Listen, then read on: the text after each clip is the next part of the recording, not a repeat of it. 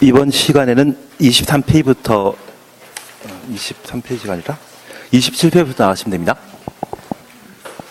복습 많이 하셨습니까? 예, 많이 하신 걸로 알고 있겠습니다. 우선 14페이지 한번 봐주시겠습니까?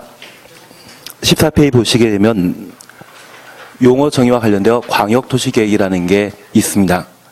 광역계획권의 장기 발전 방향을 제시하는 계획을 말하고, 도시군 기본계획은 특광시군의 장기 발전 방향을 제시하는 종합계획으로서 도시군 관리계획의 수립의 지침이 되는 계획을 말합니다. 4번 도시군 관리계획은 개발, 정비, 보존을 위한 집행계획으로서 1번부터 6번까지를 결정하게 됩니다.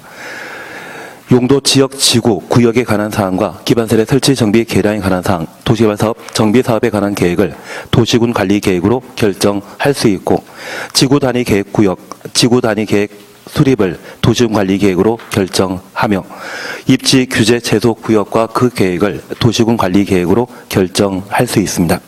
그리고 옆에 페이지 8번 보시게 되면 기반시설은 한 50개 정도가 있는데 7가지 시설군으로 나눕니다. 환경 기초시설은 하수 폐폐란 말로 대신하고, 보건위생시설은 죽음과 관련된 시설이라는 것 확인해 주시며, 기반시설 중에 도로, 자동차 정류장, 광장을 세분하게 되는데 도로에는 고속도로가 없다라는 것 확인해 주시고, 끝에 항상 도로로 끝나야 됩니다. 광장과 관련되어서는 끝에 광장으로 항상 끝나야 됩니다. 그리고 자동차 정류장에 대해서는 터미널 등으로 끝나게 되는데, 기본적으로 고속도로는 도로 종류에 포함되지 않는다는 것 확인해 놓습니다. 한 장 넘기십니다. 도시군 계획설이란 말을 우리가 볼 수 있는데, 지난주에 공부하시면서 도시군 관리계획 결정 전에는 기반시설이던 것을 도시군 관리계획으로 결정한 이후에는 도시군 계획시설이라 했습니다. 그래서 도시군 계획설은 기반시설 중에 도시군 관리계획으로 결정된 시설을 말한다. 결정된이란 말은 도시군 관리계획 결정 이후 상태를 말하는 것이었습니다. 그리고 도시군 계획설 사업은 도시군 계획설을 설치, 정비, 개량하는 사업을 말하며, 도시군 계획설 사업과 도시개발 사업, 정비 사업 세 가지를 통칭해서 11번 도시군 계획 사업이라 표현하게 됩니다.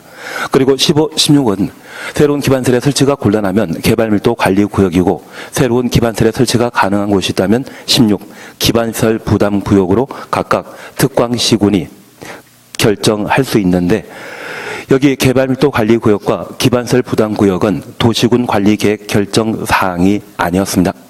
그리고 옆에 페이지에는 광역도시계획입니다.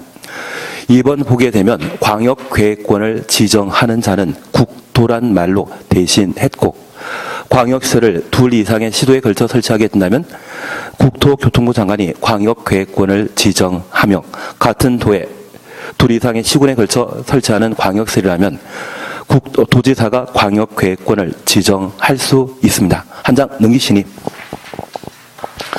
광역시도시계획의 수립권자는 국토교통부 장관이 지정한 광역계획권에서는 시도지사가 공동 수립하도록 되어 있으며, 도지사가 광역계획권을 지정했다면 시장 군수가 공동 수립하게 되는데, 예외적 수립 사항으로 각각 3가지를 함께 본 적이 있습니다. 국토교통부 장관이 예외적으로 수립하는 것은 국가계획이란 말, 그리고 광역계획권 지정 날부터 3년 내 승인 신청 없었을 때 시도지사가 공동수립 요청한 경우라면 국토교통부 장관이 광역도시계획을 수립할 수 있고, 3년 내 광역계획권 지정하고 3년 이내 광역도시계획의 승인 신청 없다면 도지사 단독으로 광역도시계획 수립할 수 있으며, 시장 군수가 요청하면 도지사와 공동 수립 가능하고, 협의 요청하게 되면 도지사 단독 수립했었습니다. 수립과 승인 절차와 관련된 사항은 각각 한번 확인해 주셔야 됩니다. 그리고 한 장 넘기시면 도시군 기본계획 함께 보실 수 있습니다. 도시군 기본계획은 장기 발전 방향을 제시하는 종합계획으로서 도시군 관리계획의 수립에 지침이 되는 계획을 말했습니다. 도시군 기본계획의 수립 기준에 대해서는 장관이 결정한다는 것 하나 확인하시고, 21페이지의 3번 수립권자와 대상 지역에 있어서 특광시군만 수립하고 예외적 수립권자 없습니다. 국토가 도시군 기본계획을 예외적으로 수립하는 경우 없다라는 것 확인해 주시며 도시군 기본계획을 생략할 수 있는 경우로서 수도권에 속하지 아니하고 광역시와 경계에 같이 하지 아니하는 인구 10만 이하의 시군의 경우에는 도시군 기본계획의 수립을 생략할 수 있다라는 것 확인되십니다. 광역도시계획과 달리 기초조사에는 토지를 포함시킨다라는 것 확인하시고 도시군 기본계획 위반으로부터 최근 5년 이내 토지 실시했다면 토지 생략할 수 있습니다. 의견 청취 그리고 다음 페이지에 확정 절차 있습니다. 도에 속한 시장 군수가 도시군 기본계획을 수립한 때는 도지사의 승인 받도록 돼 있지만 특별시장 광역시장이 수립한 도시군 기본계획에 대해서는 승인 절차 없습니다. 만약 도시군 기본계획을 국토교통부 장관이 승인한다고 하면 그 자체가 말도 안 되는 겁니다. 특광이 수립한 도시군 기본계획에 대해서는 직접 확정 짓는다는 것 다시 한번 확인해 놓습니다. 그리고 공고, 열람 절차에 관한 사항, 그리고 5년마다 타당성 검토에 관한 사항을 각각 볼 수 있습니다. 그리고 도시군 관리계획 사셨죠? 여기 도시군 관리계획은 개발 정비 보전을 위한 집행계획으로서 일반 국민에 대한 직접 구속력이 있는 구속적 행정처분에 해당되게 됩니다. 위법 부당한 도시군 관리계획에 대해서는 행정심판과 행정소송 가능하다라는 것 기억하시고 상위계획에 부합되어야 되지만 이 도시군 관리계획이 상위계획과 다른 경우에는 일단은 일단은 무효가 아니다라는 말 기억해 놓습니다. 비구속적 계획이라면 상위 계획 내용을 우선 하도록 되어 있습니다.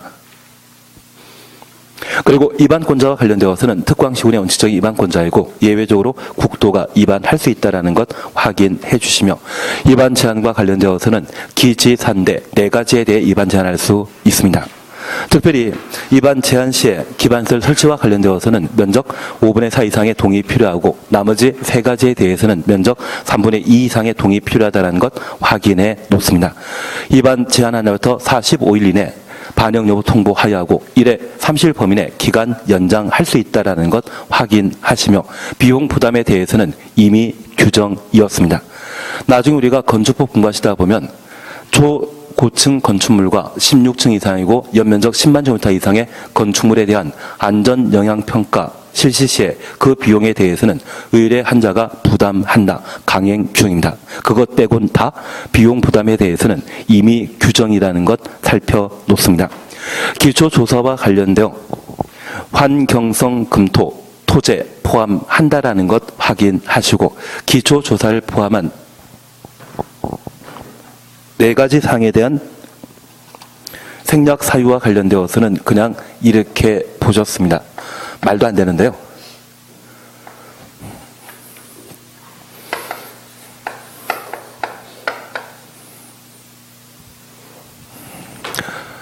폐지되는 용도지구의 행위 제한을 그대로 대체하기 위한 지구 단위 계획 수립 시에는 기초조사 등을 모두 생략할 수 있고 다른 법령에 따라 개발 계획을 수립하거나 지역 지구 구역 지정이 이루어졌다고 하면 기초조사 생략하게 됩니다. 지구 단위 계획 구역의 목적이 관리 정비를 목적으로 하는 것으로 폭 12m 이상의 도로 설치 계획이 없다고 하면 기초조사 등을 모두 생략할 수 있다는 것 확인해 놓습니다. 그리고 지구단위 계획구역에 나대지가 없는 경우, 나대지 없다고 하는 것은 대지 면적이 2% 미만이라는 것 기억해 주시고 도심지인 상업지역에 지정되었을 때 그리고 도시군 계획설의 해제를 위한 절차라고 하면 기초조사 등을 모두 생략할 수 있다는 것 기억해 주시면 좋겠습니다. 말도 안 되는 이야기지만 대타 12번 나도해. 진짜 말도 안 되는 이야기였습니다. 그냥 이런 것 유치하기 때문에 넘어가도록 하겠습니다. 하여튼 6가지가 생략사유라는 것 기억만 좀 해주시면 좋겠습니다. 어차피 올해 개정된 것이 도시군 계획설의 해제에 관한 사항과 폐지되는 용도지구의 행위 제한을 그대로 대체하기 위한 지구 단위 계획 수립 이 2가지가 새로 신설된 사항이기 때문에 한번 확인해 놓습니다. 그래서 동그라미 3과 관련되어 생략사유 많다로 되어 있는데 저것만큼은 기억해 주셔야 됩니다. 그리고 2번째 우리 기억하실 것은 토지는 최근 5년 내 실시했을 때는 토지에 생략한다는 것 기억하시고 환경성 검토에 대해서는 5년과 관련된 생략사유 없습니다. 환경성 검토는 최근 5년 내 환경성 검토 실시했을 때 생략한다 그런 이야기 없습니다. 기껏 있는 것이 있다면 전략 환경 영향 평가란 말을 우리가 기본서에서 볼 수 있을 겁니다.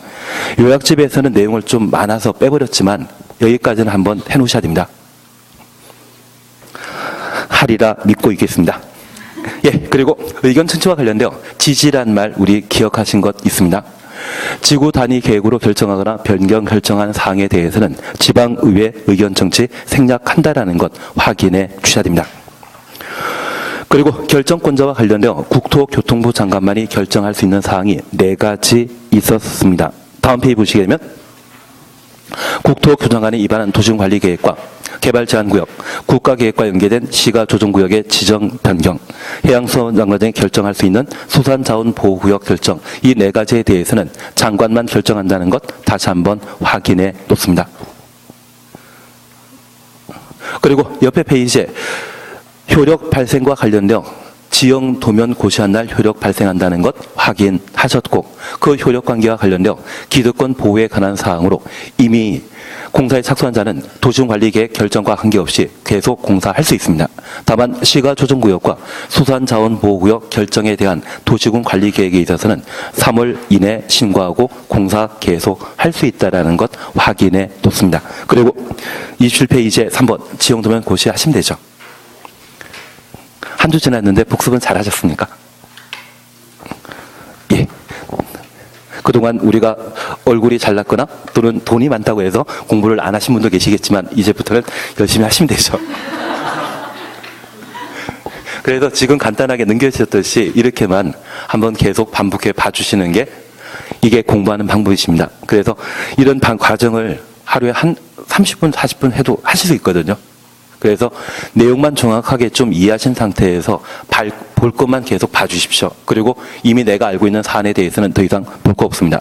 목차만 기억하시고 그 내용에 대해서는 기억나는지만 확인하고 지나가시면 그게 공부입니다. 그래서 하루에 한 30분이라도 꾸준히 하시면 민법은 그렇게 하고 있으시죠? 예, 공법은 무시하고 있지만 민법이라도 그렇게 해놓으시면 되실 겁니다. 예, 이번 시간에는 지형도면 고시 함께 봐나가십니다.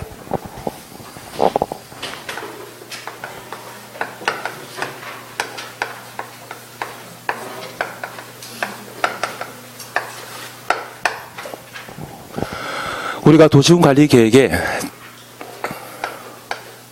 절차에 관한 사항을 함께 공부하시면서 도시군 관리 계획은 다른 토지 이용 계획과 달리 일반 국민의 구속력 있는 계획이기 때문에 수립 승인 대신 입안, 결정 고시란 말로 대신하게 됩니다. 입안 시에는 입안권자가 기초조사, 측량 등을 실시하도록 되어 있으며 주민 의견 청취, 공람 절차였습니다. 지방의회 의견 청취 이후 도시관리계획을 입안하게 되면 결정권자에게 결정 신청하게 되는데, 특별히 결정권자는 협의, 심의에 관한 절차를 거쳐 도시군 관리계획으로 결정할 수 있는 6가지 사항을 정하게 됩니다. 특별히 도시군 계획시설, 기반설의 설치 정비 계량을 도시군 관리계획으로 결정하게 되면 말로만 결정 고시하는 것이 아니라 단계별 집행 계획과 지형 도면을 작성하고 이를 고시하도록 되어 있습니다. 여기 단계별 집행 계획은 도시군 관리계획 결정 고시부터 2년 이내 단계별 집행계획을 수립하고, 이 단계별 집행계획은 도시군 계획설 사업에 대한 재원 조달, 보상에 관한 계획을 마련하도록 되어 있는 제도입니다. 우리 주변에 새로 도로가 만들어지거나 학교 만들고자 한다면 토지를 강제 수용하고 토지 소유자에게 사전 현금 보상해야 되는데, 그 보상할 돈이 있는지, 도로 만들 돈이 있는지 확인고자 마련하는 제도를 단계별 집행계획이라 표현하게 됩니다. 이 단계별 집행계획을 수립하는 자는 누구이다? 입안권자라는 것 기억해 주셔야 됩니다. 그리고 도시군 관리 계획으로 용도 지역 등이 각각 결정되게 되면 어디에 소련 용도 지역이 지정되었는지 변경되었는지 말로만 할 것이 아니라 도면으로 알려줘야만 정확한 위치 파악할 수 있지 않겠습니까? 그래서 우리가 수업하시는 도중에 토지이용 계획 확인서 한번 열람해 보셨습니까? 휴대폰으로 열람 많이 하셨던데요. 그래도 안 했다고 하시니 할 말이 없고, 그것도 바로 토지이용 계획 확인서를 열람하시게 되면 그게 지형도면 확인한 것과 마찬가지가 되게 됩니다. 그래서 어디에 새로 도로 만들어지는지, 어디에 용도 지역이 변경되었는지, 그러한 지형도면 작성과 관련되어서는 입안 한자가 그 위치 등을 정확하게 알고 그 도시용 관리 계획을 결정한 자가 이를 확인하고 따로 고시하도록 되어 있습니다. 그래서 지형도면을 고시한 자는 결정권자가, 작성한 자는 입안권자가 한다라는 것 확인해 놓습니다. 다만 저 입안권자 중에 시장 군수가 입안한 도시용 관리 계획에 대해서는 도지사의 승인받고 승인한 도지사가 지형 도면을 고시하도록 되어 있는데, 지구 단위 계획과 관련되어서는 시장 군수도 도시군 관리 계획의 결정권자이기 때문에 도지사의 승인을 받을 필요 없습니다. 직접 고시함으로써, 작성하고 고시함으로써 도시군 관리 계획의 효력이 발생하게 됩니다. 그래서 지형도면 작성한 자는 누구? 입안권자이고 고시한 자는 결정권자라는 것 각각 구분해 놓습니다. 그래서 이 지형도면 작성과 관련되어 기억 원칙 찾으셨죠? 특별시장, 광역시장, 특시, 특도, 시장, 군수는 지형도면 작성하여야 한다. 되신 겁니다. 그리고 리어문입니다. 국토는 도시군 관리 계획을 직접 입안한 경우 작성할 수 있다. 확인되시겠습니까? 그래서 지금까지 우리가 공부하시면서 국토교통부 장관, 지도이사, 시장, 군수를 끝난다면 입안권자이고 그 입안권자가 지형도면 작성한다는 것 확인해 놓습니다. 그리고 2번입니다. 대도시장을 제외한 시장, 군수는 도지사에게 지형도면 작성하면 승인 신청하고 도지사는 이를 승인하도록 되어 있습니다. 그리고 3번 찾았습니다.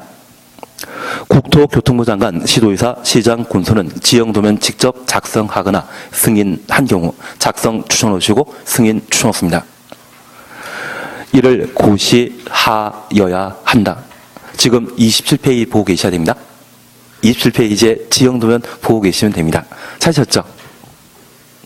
그래서 지형도면을 시장 군수가 작성하고 만약 도지사가 승인했다면 승인했던 도지사가 지형도면을 고시하도록 되어 있습니다. 그 밖에 도시군관리계획 결정권자가 입안권자 동일한 상태라면 지형도면 작성했을 때 바로 고시함으로써 효력 발생한다는 것 확인해 놓습니다. 취진 이해하시겠습니까? 그래서 우리 주변에 지도라는 것을 자주 보신 적 있는데 우리 이제 공부할 도서관은 다 찾아놓으셨죠. 그래서 도서관 집 찾아놓으셨습니다. 그래서 집에서 가까운 도서관이 어디 있는지 뻔히 알고 걸어가면 한 10분 정도의 거리는 500m 정도에 떨어진 곳에 도서관이 있다는 것을 알고 도서관을 직접 찾아가 보려 하니 산 넘고 물 건너야만 도서관에 도착할 수 있는 것을 나중에 파악할 수 있습니다. 그래서 이 지도는 단순히 평면적인 개념인데 여기에 지형, 지물이 가미된 지도가 있다고 하면 그것을 지형도라 표현하게 됩니다. 그리고 우리가 공시법 시간에 공부하셨던 개별 토지 소유자 소유하고 있는 토지를 한 필지라 하고 그 토지에 대해 지적 표시하지 않습니까? 그러한 지적이 표시된 지형도를 우리는 지형도면이라 표현하고 이러한 곳에 도시군 관리 계획의 결정사항을 반영한 것을 만들고 고시하도록 되어 있는데 이러한 지형도를 작성한 자는 누구? 입안권자입니다. 고시하는 자는 결정권자라는 것 확인해 놓습니다. 그렇게만 한번 봐놓습니다. 그리고 4번 도시군관리계획의 재정비 5년마다 타당성 검토한다는 것 확인되시죠? 끝나신 겁니다.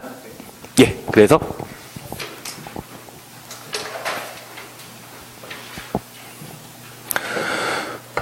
도시군 관리 계획에 대해서는 첫 번째 우리 함께 보셨던 게 특광시군의 개발 정비 보전을 위한 집행 계획을 도시군 관리 계획이라 하고 도시군 관리 계획으로 결정할 수 있는 내용 총 6가지입니다. 1번은 용도지역, 용도지구였습니다. 2번은 용도구역이었습니다. 그곳에 개발밀도 관리구역과 기반설 부담구역은 없습니다. 개발밀도 관리구역과 기반설 부담구역은 개발 행위와 관계된 사항으로 특광시군이 지정하는 것이지 도시군 관리 계획을 결정하는 것 아닙니다. 그리고 두 번째입니다. 이러한 도시군 관리 계획에 있어서는 위반하는 자는 도시군 관리 계획은 도시와 군을 단위로 한 개발, 정비, 보존을 위한 집행 계획으로 도시군을 책임지는 자는 특별시장, 광역시장, 시장, 군수이죠.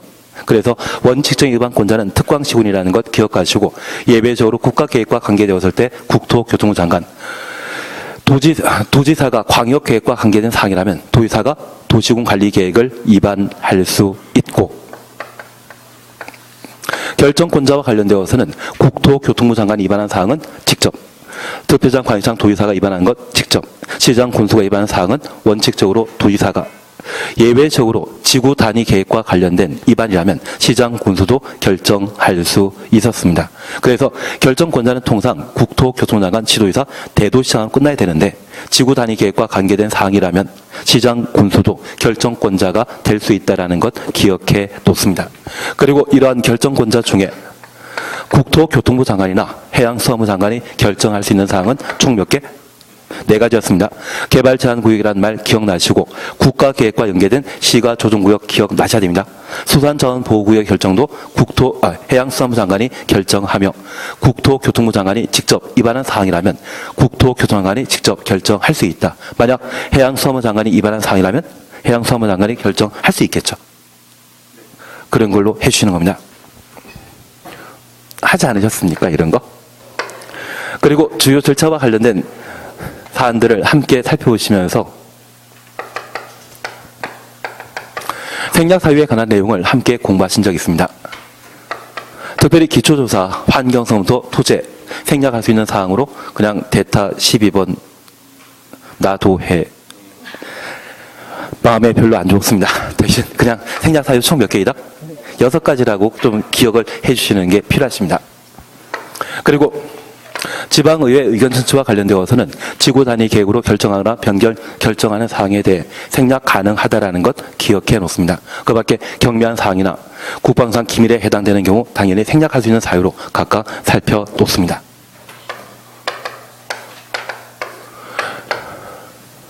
그리고 효력 발생과 관련되어 지형도면 고시한 날 효력 발생한다라는 것 기억하시면서 저 지형도면과 관련되어 작성하는 자는 위반권자,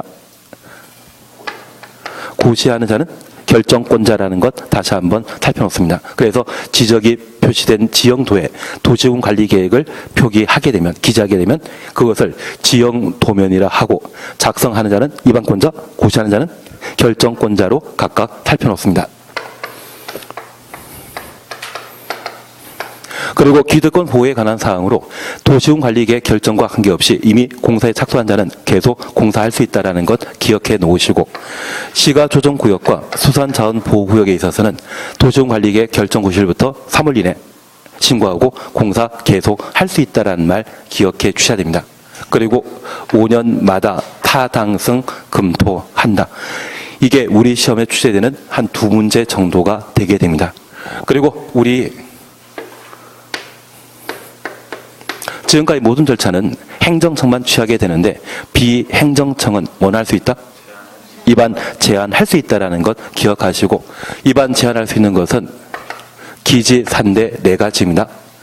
그리고 절차와 관련되어 면적 동의 요건에 관한 사항 구분해 주시는 게 필요했습니다. 기반설은 5분의 4입니다.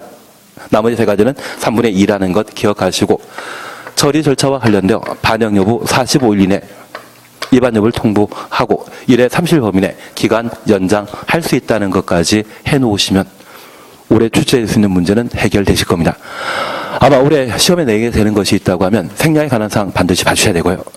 그리고 장관이 결정할 수 있는 사항 최근 개정되었기 때문에 봐놓으셔야 됩니다. 그리고 위반 제한은 국토계획법 말고 다른 법에서 좀 중요한 사항들이 개정되었기 때문에 그러한 부분들이 올해 시험에 나올 수 있는 사항으로 봐놓으셔야 됩니다. 목차대로 기억이 나셔야 됩니다. 오늘도 15분 정도 했는데 지난주에는 한 4시간 정도 했고 저는 많이 한 것 같습니다. 한 3번 하면 다시 되시더라고요. 집에서 한번 다시 읽어보시는 걸로 대신 해주십니다. 예, 28페이지 찾으셨죠? 이번 용도지역, 용도지구, 용도구역입니다. 이제부터 요약집이건 실제 기본서이건 도시군 관리계획으로 결정할 수 있는 6가지 내용을 순서대로 다루게 됩니다. 그래서 도시군 관리계획 결정할 수 있는 1번이 용도지역, 용도지구였습니다. 우선 우리가 잠깐 구분해 주실 것이 있습니다. 현재 용도지역은 도시군 관리계획으로 결정할 수 있는데 우리 남양주시를 책임지고 있는 남양시장과 경기도지사는 용도지역 지정 변경과 관련되어 일부 관여를 하게 됩니다.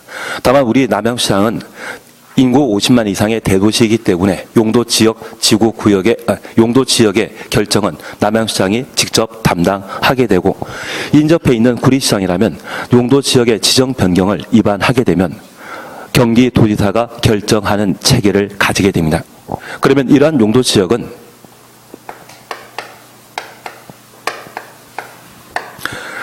국회에서 제정한 법률에 따르면 용도지역을 도시지역과 비도시적인 관리지역, 농림지역, 자연환경보전지역으로 각각 구분하게 되는데 천마산 일대 자연환경이 우수한 곳이 있다면 자연환경보전지역으로 지정해야 되고요. 조합면적에 농경지가 많이 형성되어 있는 곳이라고 하면 농림지역으로 지정할 필요 있을 겁니다. 그리고 지금 우리가 살고 있는 평내 호평지구라면 도시지역으로 지정해야 되죠. 내가 결정권자라면. 설마 지금 평내호평지구가 이렇게 많은 사람들이 거주하고 있는데 농림지역이나 자연환경보전지역으로 지정하게 되면 그분 다음 선거 때 자리 유지하시겠습니까? 이해하신 걸로 알고 있겠습니다. 그래서 내가 도시군관리계획 결정권자일 때 어떤 용도지역으로 지정할 것인지 대상에 관한 구분해 주셔야 됩니다. 특별히 관리지역은 도시지역과 농림지역, 자연환경보전지역이 바로 붙어 있다고 하면 완충 공간이 없기 때문에 제대로 명확히 구분하기 곤란합니다.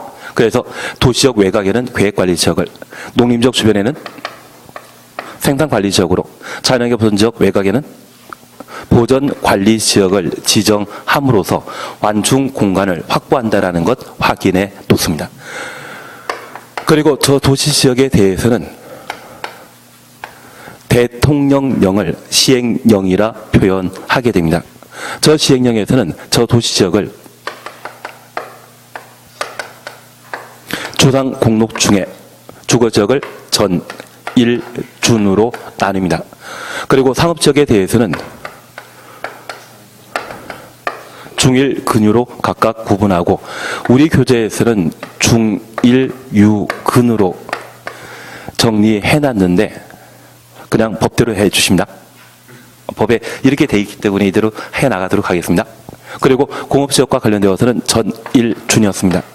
그리고 녹지지역, 자연녹지지역과 생산녹지지역, 보전녹지지역으로 각각 구분하게 되는데 대통령령에서는 이 주거지역, 상업지역, 공업지역, 녹지지역을 이렇게 구분하는 것을 특징으로 합니다.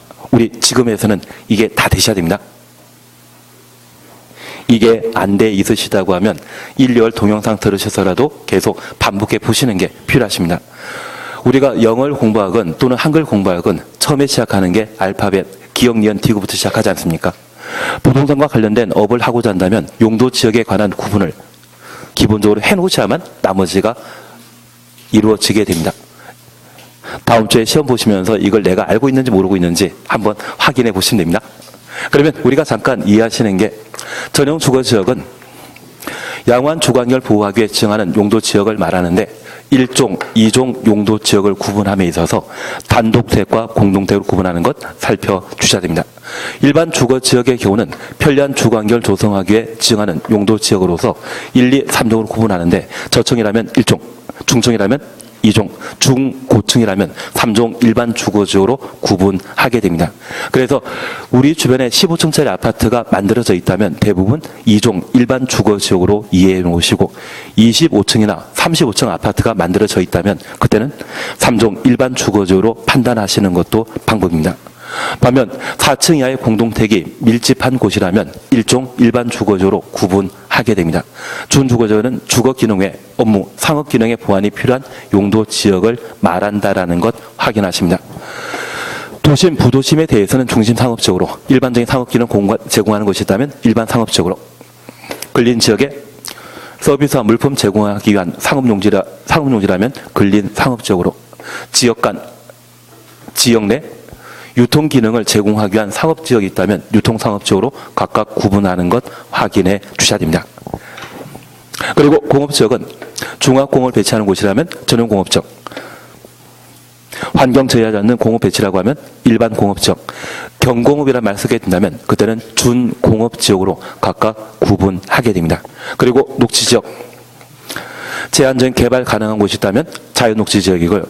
농업 생산을 위해 개발을 유보하는 곳이 있다면 생산 녹지 지역입니다. 도시 지역의 자연환경을 보호하게 지정하는 용도 지역이 있다면 보전 녹지 지역으로. 나 지금까지 모르는 거 있다 없다? 없으셔야 됩니다. 이걸 지금 제가 뭐 다시 하기는 애매한 상황이기 때문에 양해해 주셔야 됩니다. 그리고 두 번째입니다.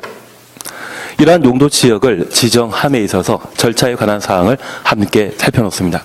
얘는 가끔 시험에 나옵니다. 가끔 시험 나오는데 28회 때 시험에 나왔습니다. 그래서 올해 안 나옵니다. 얘는 자주 시험에 나옵니다.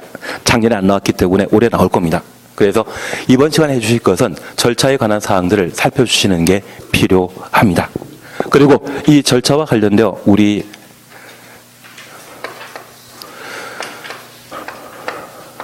용도 지역의 지정 변경은 원칙적으로 도시, 군 관리 계획으로 용도 지역을 결정 고시하게 됩니다.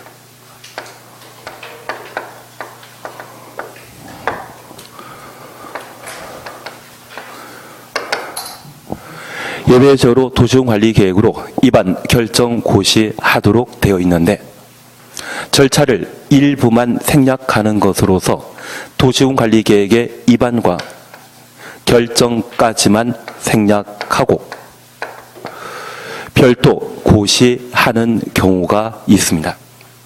우리 이제 바다를 하십니까? 공유수면이라 하십니까? 공유수면 하셔야만 7월 달에 해수욕 갔다 오셔서 얼굴 까매지시면 공유수면 탐방하고 왔다. 그런 이야기를 해줄 수 있습니다. 괜한 이야기 들었습니다.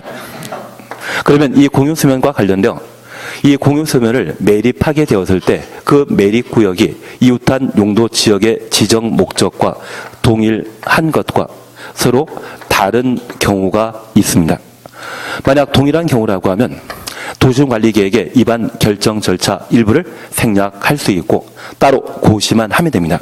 반면에 둘 이상의 용도지역이 걸쳐 있거나 서로 목적이 서로 다르다면 절차 생략 대상 아니고 도시군관리계획으로 입안하고 결정 고시하도록 되어 있습니다. 그래서 얘가 바다이고 얘가 땅이었을 때 우리가 알고 있는 용도지역의 모습은 땅에만 존재합니다. 그러면 이 땅에 속해 있는 하천이 있지 않습니까? 남양주에 가장 가까이 있는 한강이 있고 팔당댐이 있는데 그 팔당댐이라고 하면 땅에 속해 있습니까? 바다에 속해 있습니까? 땅에 속해 있기 때문에 저 팔당댐 일대에 대해서는 자연환경보전지역으로 이미 결정되어 있습니다. 대신 바다에 대해서는 용도지역 없는 상태입니다. 그러면 이 바다를 매립하게 되었을 때 매립한 매립구역과 이웃한 용도지역이 서로 동일하다면 이번에 매립한 목적이 농사 지을 땅을 확보할 목적이었는데 이웃한 용도지역 전부가 현재 농림지역이라면 지정 목적과 인접한 용도지역의 목적이 동일하기 때문에 도시군관리계획의 입안 결정 고시 절차 중에 어디까지? 결정까지는 생략하고 따로 고시하도록 되어 있습니다. 다만 이러한 매립구역이 일부 도시지역에 일부 농림지역에 걸쳐 있다고 하면 둘 이상 용도지역에 걸친 것으로서 서로 이질적이거든요. 그러면 어디까지가 도시지역이고 어디까지가 농사지을 농림지역인지 구분하기 위해 이 땅에 대해서는 도시군관리계획 절차 생략 없이 입안 결정 고시하고 지형 도면을 따로 고시함으로써 매립한 매립구역의 용도 지역을 따로 표시하도록 되어 있습니다. 그래서 바다인 공유섬을 매립하게 되었을 때 매립구역과 이웃한 용도 지역의 지정 목적이 동일한 경우라면 입안 결정까지는 생략한다는 것 확인해 주셔야 됩니다. 그리고 절차 전부를 생략하는 경우로서 비도시 지역이 도시 지역으로 결정 고시되는 경우가 있습니다. 그리고 종전에 관리 지역이었던 곳이 농림지역이나 농림지역 또는 자연환경보전지역으로 결정 고시된 것으로 의제하는 경우가 있습니다. 기억나십니까? 올해 나올 게 이쪽이거든요. 그래서 우리 기억하시길 비도시적인 관농자의 전산택이 지정 고시되게 되면 도시적으로 결정 고시된 것으로 본다. 그 말 기억나셔야 됩니다. 그래서 전원개발사업구역 발전소 만드는 곳이죠. 산업단지입니다. 저 산업단지와 관련되어서는 국가산업단지와 일반산업단지, 도시, 첨단산업단지가 지정 고시되게 되면 도시적으로 결정 고시된 것으로 본다. 그리고 택지개발 사업지구가 지정되게 되면 도시적으로 결정 고시된 것으로 본다. 그 말 기억나십니까? 처음 하셨기 때문에 안 날 수밖에 없습니다. 다만 시험 볼 때까지 전산택이라는 말 기억해 주셔야 됩니다. 예습 안 하셨죠? 대신 2달만 잘 버티시면 됩니다. 근데 다른 분들도 다 2달은 버텼습니다. 다른 분들 다 똑같으십니다. 예, 그래서 나중에 보실 겁니다. 하여튼 전산택이라는 말 기억하시면서 저 전산택이라는 말 쓰게 된다면 그것은 도시적으로 결정 고시된 것으로 본다. 그러면 우리가 잠깐 이해해 주실 것으로서 현재 산업단지는 국가산업단지, 일반산업단지, 도시첨단산업단지가 있고 최근 남양주시에 테크노밸리가 지정되었다면 도시첨단산업단지가 새로 지정된 것입니다. 그 땅이 있다고 하면 산업단지 조성하기 위해 도시적으로 결정 고시된 것으로 의제하게 됩니다. 다만 이런 산업단지에는 농공단지라는 것이 있는데 이 농공단지는 농림지역의 농업인의 소득 증대를 도모하기 위해 지정하는 것으로 용도지역의 변경 효과가 없습니다. 농공단지가 지정되게 되면 그냥 농림지역이지 용도지역 변경되는 것 아닙니다. 그리고 준산업단지라는 곳이 있습니다. 가끔 우리 주변에 가구 공장이 한두 개 들어서 있다가 어느 날 갑자기 가구 공장이 10개, 20개, 30개씩 늘어나는 경우가 있습니다. 가구 공장 한두 개일 때는 크게 문제 없지만 여러 개가 들어서게 된다면 해당 지역의 수질을 오염시키거나 환경을 훼손할 수 있습니다. 그래서 공장이 들어선 이후에 수질 오염 방지 시설 등을 만들기 위해 개발 사업하는 곳이 있다면 그곳을 준산업단지라 표현하게 됩니다.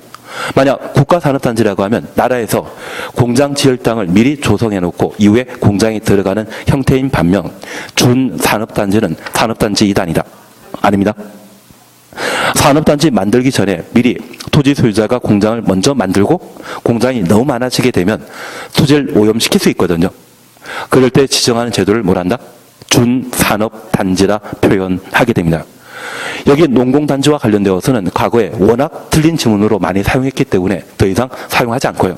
만약 시험에 나오게 된다면 최근에는 도입한 개념인 준산업단지란 말도 시험에 나올 수 있을 겁니다. 준산업단지가 지정 고시되면 도시적으로 결정 고시된 것을 본다. 이 말씀은 틀립니다. 국가산업단지, 일반산업단지, 도시첨단산업단지가 지정되었을 때 도시적으로 결정 고시된 것으로 본다. 그렇게 판단해 주시고 이 두 가지 나오면 각각 도시적으로 의제되는 것이 못 된다. 그렇게 판단해 주십니다.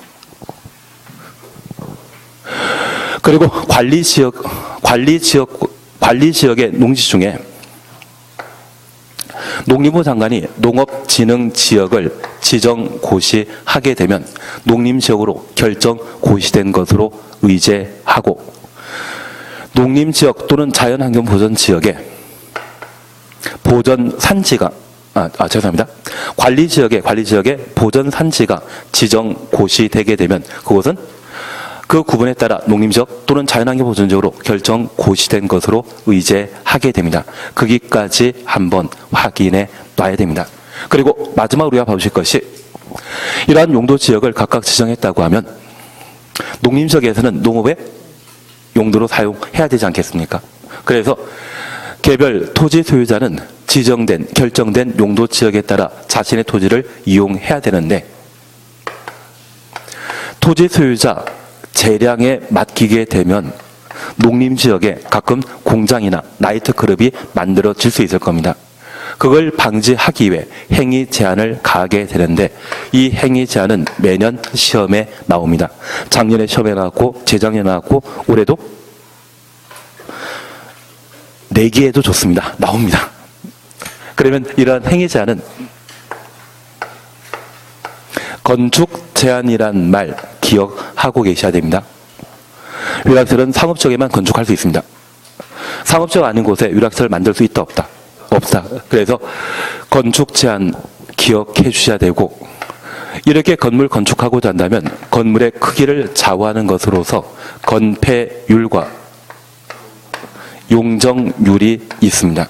여기 건폐율은 건축 면적을 좌우하는 제도이고, 용적률은 연 면적을 좌우하는 것으로서 용도 지역마다 법이 정하는 건폐율 용적률의 한도를 각각 달리 하게 되는데, 이러한 건축 제한, 건폐율 용적률 제한에 관한 사항은 매년 시험에 나오는 것이기 때문에 올해도 봐주셔야 됩니다. 그래서 작년 같은 경우는 용적률 높은 순서에서 낮은 순서의 용도지역 짝지은 것을 정답 찾으라고 시험에 낸 적이 있는데, 올해도 시험에 나올 겁니다. 그래서 얘는 무조건 해주셔야 됩니다. 그리고 진짜 마음에 안 드시지만, 나중에 하실 이야기지만, 여기 건폐율과 관련되어 도시지역의 주거지역이라면 5, 6, 7입니다.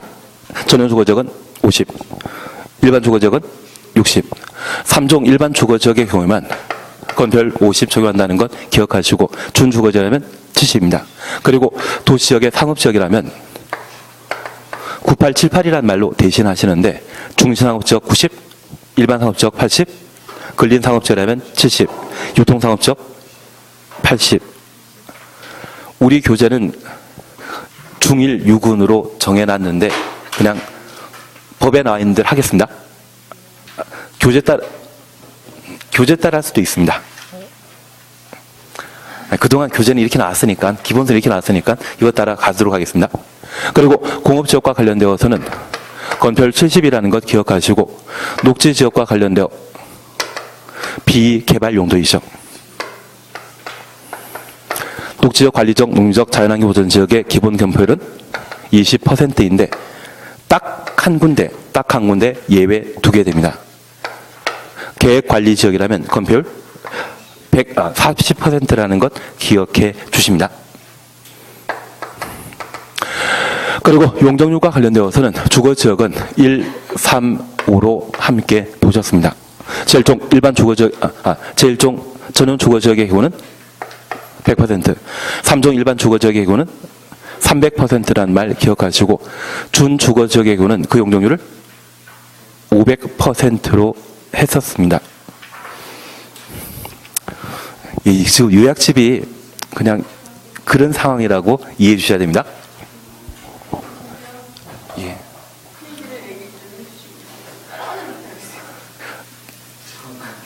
지금 그냥 보시는 겁니다. 별 수 없습니다. 이거 좀 이따 보실 겁니다. 예. 그리고 상업지역과 관련되어 중심상업지역은 1,500입니다. 그리고 일반 상업지역은 1,300. 그리고 근린상업지역은 900, 유통상업지역은 1,100%라는 것 기억해 놓으시고, 공업지역과 관련되어서는 전용공업지역이 300이라는 거 기억하시고 준공업지역은 400%입니다. 중간에 일반 공업지역은 350, 그리고 녹간 농자의 경우는 기본 용적률이 80%라는 것 기억하시고 예외 3군데의 경우는 100%인데 녹지지역 중에 자연 녹지지역과 생산 녹지지역 그리고 계획관리지역이라면 그 용적률을 100%로 정해 놓고 있는데 계속 시험에 내리는 것이 지금 건축 제한 검토율 용적률에 관한 사항을 반복해 출제하고 있습니다. 매년 시험에 나오기 때문에 얘는 무조건 정리해 놓으셔야 됩니다. 나는 지금까지 공부하면서 정리됐다 안 됐다? 안 됐다고 하면 이제 앞으로 방법 없습니다. 컨닝이라도 해서 문제 맞추셔야 됩니다.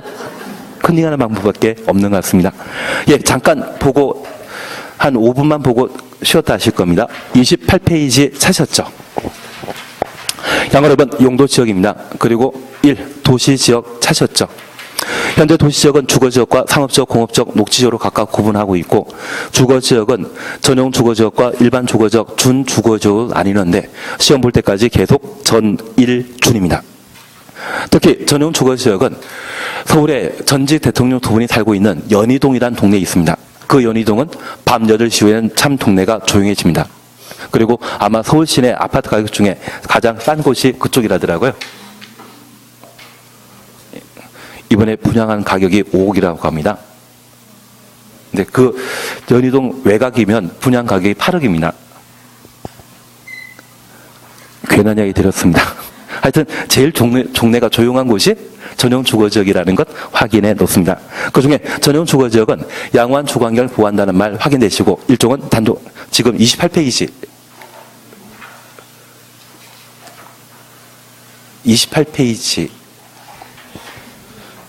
그리고 일반 주거지역 찾으셨는데 일반 주거지역은 편리한 주거환경 조성을 필요한 용도지역으로서 1, 2, 3종은 아닙니다. 저층주택이라는 말 쓰게 되면 1종, 중층주택이라는 말 쓰게 되면 2종, 중고층이라는 말 쓰게 되면 3종 일반 주거지역이라는 것 확인해 놓습니다. 준주거지역은 주거기능 외 상업기능과 업무기능에 보완 필요한 용도지역을 말하며 상업지역은 중일, 유, 근으로 해 놓고 있는데 여기 중일, 유근으로 하면 교재 편제는 다른 거 없습니다. 중국과 일본은 가까이 있다입니다. 중일, 유근 할 때는 중국, 일본은 가까이 있다가 중일, 유근이고요. 중일도 알바하면 근육 생긴다가 중일, 근유입니다. 그래서 기본서는 중일, 근유였고 요약집은 중일, 유근이기 때문에 책 나온 대로 따라하도록 하겠습니다. 그래서 지금 도심, 부도심이라는 말 쓰게 된다면 어디? 상업지역, 중심상업지역이라는 것 확인하십니다. 일반적인 상업기능 제공이라는 말 쓰게 되면 일반 상업지역, 그리고 유통 상업지역 있는데 유통기능 증진을 위해 유통기능 증진이라는 말 쓰게 되면 유통상업지역입니다. 근린지역이라는 말 쓰게 된다면 근린상업지역으로 각각 보십니다. 하여튼 지금이라도 같이 한번 봐주셔야 됩니다. 언제 또 복습하시겠습니까? 얼굴 보니까 복습 안 하신 분도 계시는데. 예, 그리고 공업지역 찾으시면 종합공업이라는 말 보게 되면 전용공업지역, 환경을 저해하지 않는 공업 배치라는 말 보게 되면 일반 공업지역, 경공업이라는 말 찾으셨죠? 경공업이라는 말 쓰게 되면 준공업지역으로 각각 구분합니다. 만약 경공업이라는 말을 일반 공업지역에 연결시키면 바로 틀립니다. 경공업은 준공업 지역이라는 것 확인해 놓습니다. 녹지지역과 관련되어 보존 녹지지역과 생산 녹지지역, 자연 녹지지역 각각 구분하는데 여기 자연 녹지지역은 줄쳐놨듯이 제한적인 개발이 허용되는 곳, 그리고 생산 녹지지역의 경우는 개발을 유보할 필요가 있는 지역, 제한적 개발이라는 말 쓰게 되면 자연 녹지지역에 대한 설명이고 개발을 유보한다 이 말 보게 되면 생산 녹지지역의 설명으로 봐줘야 됩니다. 그리고 도시의 자연환경 보호할 필요가 있다면 보전 녹지지역으로 각각 구분합니다. 관리지역에 대해서는 계획관리지역, 생산관리지역, 보전관리지역으로 각각 구분되는데 이번 생산관리지역, 농림지역을 지정하여 관리하기 곤란한 지역, 3번 보전관리지역은 자연환경보전지역으로 지정하여 관리하기 곤란한 지역 이 말 보게 되면 생산관리지역과 보전관리지역에 대한 기본 설명으로 봐주셔야 됩니다. 그리고 계획관리지역이라면 도시지역으로 편입이 예상되는 지역 이 말 봤을 때 계획관리지역의 설명으로 판단해 놓습니다. 그리고 농림지역, 맨 마지막 줄에 농업진흥지역 찾으셨죠? 그리고 끝에 보전 산지란 말 보게 되면 농림지역입니다. 농림의 임원, 임업을 의미하는 것으로 이해해 주신다면 농림지역은 농업진흥지역과 보전산지를 의미하는 것으로 판단해 놓습니다. 그리고 4번 자연환경보전지역 찾으셨죠? 그냥 자연환경이란 말 보게 된다면 자연환경보전지역에 대한 기본 설명으로 보시는데, 하여튼 지금 아직 숙지 안 되신 분도 꽤 많으시지만 사실 올해 시험에 이건 안 나옵니다. 안 나오는데 이거 없이는 공법 정리가 불가능하기 때문에 용도 지역에 대해서는 무조건 숙지해 놓으셔야 됩니다. 그러면 우리가 방금 확인하신 내용들 중에 땅값 비싼 곳과 땅값 싼 곳 구분하실 수 있겠습니까? 만약 관리지역과 농림지역, 자연환경보전지역을 비교하라고 하면 관리지역, 농림지역, 자연환경보전지역 중에 상대적으로 토지가격 높은 곳이 관리지역이겠죠. 그 정도는 아셔야 됩니다. 그리고 관리지역과 도시지역 비교하게 되면 도시지역이 가격 비쌀 것이고, 주상공록으로 도시지역을 나누고 있는데 녹지지역과 주상공을 비교하게 되면 상대적으로 주상공의 가격 높을 것이다. 그 정도는 알고 계셔야 됩니다. 그러시면 되십니다. 그리고 앞으로 우리 계속 보실 거 아닌가요? 예, 보시면 됩니다. 잠깐 쉬었다가 절차 함께 보도록 하겠습니다.